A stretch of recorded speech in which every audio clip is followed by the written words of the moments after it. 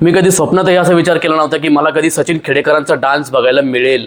आनंद आली बहार झाला, आनंद आली बहार.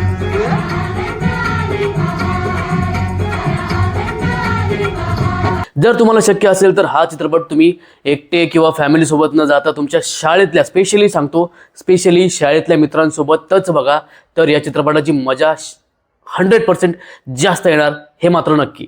चित्रपट बघताना मला माझ्या शाळेत मी घालवलेले एकूण एक क्षण मला माझ्या डोळ्यासमोरून जात होता. म्हणजे मला असं वाटत होतं की मी परत शाळेत गेलोय. कारण माझी शाळा पण मराठीच होती जवळपास 7वी 8वी पर्यंत. त्यानंतर मी सेमीमध्ये म्हणजे 3 विषय माझे इंग्रजी झाले होते. पण जो फील होता तो प्युअर नॉस्टॅल्जिक होता. मला एकदम कळकळून असं वाटलं की यार मी शाळेत कधी जाईल परत. तर नमस्कार मंडळी, आज आपण बोलणार आहोत एका अत्यंत नॉस्टॅल्जिक आणि हृदयाला भिडणारा चित्रपट म्हणजे क्रांतिज्योती विद्यालय मराठी माध्यम. या चित्रपटाची स्टोरी ही स्टोरी म्हणजे काय, एकदम सिंपल स्टोरी आहे. त्याच्यात काय म्हणजे एक शाळा आहे, ती जवळपास 100 वर्ष जुनी आहे आणि आता ती खूप जुनी झाली. त्याच्यावरती काही म्हणजे बिल्डर लोकांचा डोळा असेल, त्यांना ती शाळा पाडायची आणि दुसरी शाळा बांधायची, म्हणजे इंटरनॅशनल लेवलची शाळा बांधायची आणि त्याच्यातून त्यांना पैसे कमवायचे.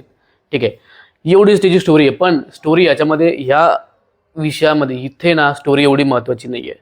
महत्त्वाचे आहे ते इमोशन, आणि ते इमोशन हेमंत डोमे यांनी एकदम अत्यंत प्रभावीपणे उचललेले आहेत. मी 100% मार्क देऊ शकतो यासाठी त्यांना, कारण जे इमोशन त्यांनी या चित्रपटामध्ये घेऊन आलेत ना, मी म्हणतो यार, मी काही ठिकाणी ना मला 2-3 ठिकाणी मला रडू आले डायरेक्ट. त्यानंतर आपण बोलूया या चित्रपटातल्या डायलॉग्सबद्दल. जे डायलॉग रायटिंग आहे ना, ती खरंच खूप चांगली वाटली मला. म्हणजे इतर मी भरपूरच आता आपण मराठी सिनेमे बघतो, त्यामध्ये काही डायलॉग ना भलतेच थोकरट वाटतात. म्हणजे असं वाटतं विनाकारण हे काय डायलॉग आहे का, पण याच्यामध्ये तसं वाटत नाही. कारण बहुतेक ठिकाणी याच्यामध्ये डायलॉग खूप चांगले वाटतात आणि खूपच कॉमिक सिच्युएशन्स जनरेट होतात. हेमंत डोमे ना एक खरंच खूपच स्मार्ट कलाकार आहेत. कारण त्यांनी जी स्टोरी त्यांना माहिती होती, याची स्टोरी म्हणजे काय स्टोरीमध्ये एवढं काही नाही आहे, पण तरी जे इमोशन यांनी दाखवले आणि त्यासोबतच ज्या म्हणजे जेवढे पण पात्र दाखवले, त्या पात्राच्या बॅकग्राऊंडमध्ये काय चालू होतं आणि त्यांच्या म्हणजे आपण लगेच एका सेकंदात आपण रिलेट करतो की यांनी शाळेमध्ये काय चुका केल्या होत्या आणि आता ते जे डिस्कशन करतात की आपण पण लगेच त्यांच्या पास्टमध्ये जातो की अरे या त्यावेळेला असं झालं होतं. मग म्हणजे एवढं छान त्यांनी ते जमवून आणलंय, तर त्यासाठी खरंच अभिनंदन. तर आता आपण डिस्कस करू या चित्रपटाच्या म्युझिकबद्दल. चित्रपटाच्या थीमप्रमाणे याचं म्युझिक एकदम परफेक्ट होतं असं मी म्हणू शकतो. कारण जिथे यांना चांगले बीट्स पाहिजे होते तिथे त्यांनी दिले. जसं इंटरवल जेव्हा येते ना, तेव्हाचं म्युझिक तुम्ही ऐकलं तेव्हा त्याच्यात थोडंसं असं ढोलचा वगैरे जास्त आवाज येतो, कारण ती तिथं गरज होती त्याची. कारण तिथं स्टोरी टर्न घेते इंटरवलमध्ये. आणि त्याच्यानंतर जेव्हा क्लायमॅक्सच्या आसपास जेव्हा ते हाकामारी गाणं येतं, त्याच्यामध्ये पण छान बीट्स यूज केले आहेत. आणि इतर जे दुसरं गाणं आहे अजून, ज्या गाण्यामध्ये म्हणजे जवळपास सगळ्या पूर्ण कास्टने डान्स केला आहे. म्हणजे सचिन खेडेकर सरांचा डान्स मला बघायला मिळेल, मी असं कधी विचार पण केला नव्हता. त्यांचा डान्स मी त्या गाण्यामध्ये बघितला आणि ते गाणं आहे ना, ते गाणं पण खूप छान होतं. आणि चित्रपट संपल्याच्या नंतर पण एक गाणं येतं जे मराठी भाषेसाठी डेडिकेटेड आहे, तर ते पण खूपच छान जमून आले.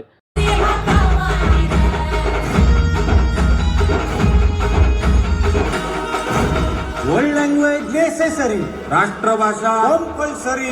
हे पागल, मातृभाषा. आणि राहिली गोष्ट बॅकग्राऊंड म्युझिकची, तर जिथं जशी गरज होती त्यानुसार त्यांनी बरोबर दिलेलं आहे. आता आपण डिस्कस करूया या चित्रपटातील जे ॲक्टर्स आहेत त्यांनी काय ॲक्टिंग केली. मी म्हणजे एक गोष्ट तर मी सांगतो यार, म्हणजे आय एम रिअली सॉरी की ॲक्टर्स तर खूप आहे याच्यामध्ये, पण अमेय वाघने जो परफॉर्मन्स दिला आहे ना यार, अमेय वाघ ब्रो, आय एम रिअली, मी म्हणजे विचारच केला नव्हता यार अमेय वाघ ह्या लेवलची ॲक्टिंग करेल. भाई काय म्हणजे अमेय वाघ सारखे, म्हणजे जेवढे सीन्स अमेय वाघचे होते त्याचा एकही डायलॉग खाली पडत नाही, एकही जोक त्याचा वाया जात नाही. तुम्ही दाखवा मला त्याच्यातला एखादा त्याचा डायलॉग की ज्याच्यात तुम्ही हसले नाही.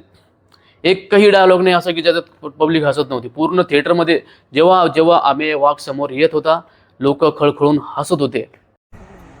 या पालक आहे वाटतं कोणाची तरी. प्रजनन हा विषय आयुष्यात पहिल्यांदा कुणी शिकवला तुम्हाला?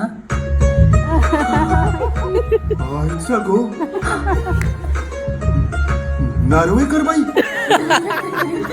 त्यानंतर इतर सगळ्यांची ॲक्टिंग तर चांगलीच होती, पण अमेय वाघ भाई, you are on something different level man. आणि ॲज युजल सचिन खेडेकर सरांचा जो अभिनय आहे तो तर म्हणजे कधीच चुकत नाही. म्हणजे मराठी सिनेमामध्ये या लेवलचे ॲक्टर्स आहेत, त्यामुळे मला खरंच अभिमान वाटतो की आपण मराठी सिनेमे म्हणजे बघण्याचं हेच कारणच आहे की असे ॲक्टर्स आपल्याकडे आहेत, जसे सचिन खेडेकर असतील किंवा अजून या चित्रपटामध्ये अजून एक छोट्या पाहुण्या कलाकाराच्या भूमिकेत जितेंद्र जोशी पण दिसतात.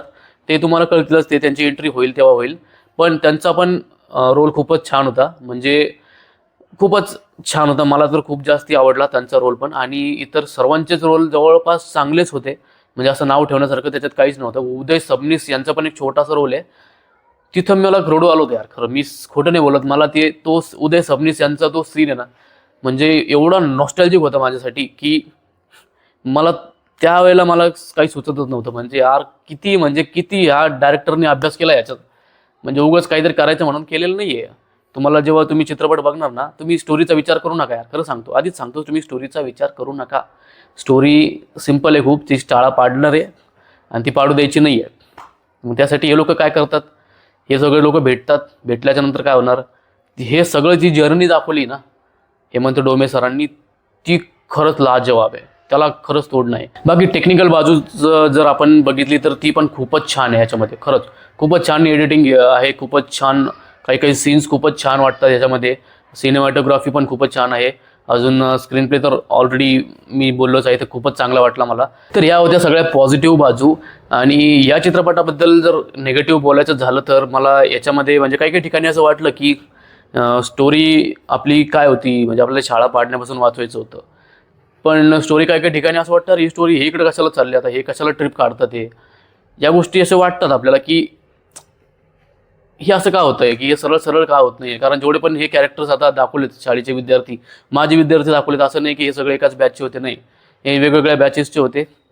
ते एकत्र येतात, त्याच्यामध्ये मग सगळ्यांना समजून सांगायला वेळ लागतो की अरे तुम्ही एकत्र आले, तुम्ही काय मजाक मस्ती करायला तुम्हाला बोलवलेलं नाही, इथं तुम्हाला ॲक्च्युअलमध्ये बोलवलं त्यासाठी, त्या शाळेसाठी बोलवलं आहे. आणि सगळ्यांना काय वाटतं की आता शाळा पाडणारच आहे, तर शाळेमध्ये एकदा शेवटचं भेटू आणि मग शाळा पाडली जाईल.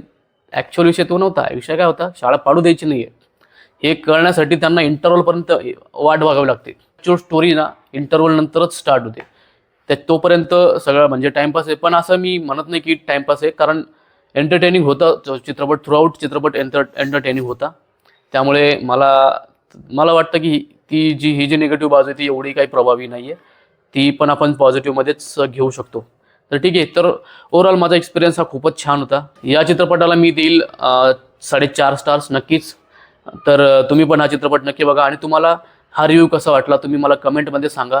लाईक करा व्हिडिओला, चॅनलला सबस्क्राईब करा आणि लवकरच भेटू पुढच्या व्हिडिओमध्ये. तोपर्यंत जय हिंद, जय महाराष्ट्र.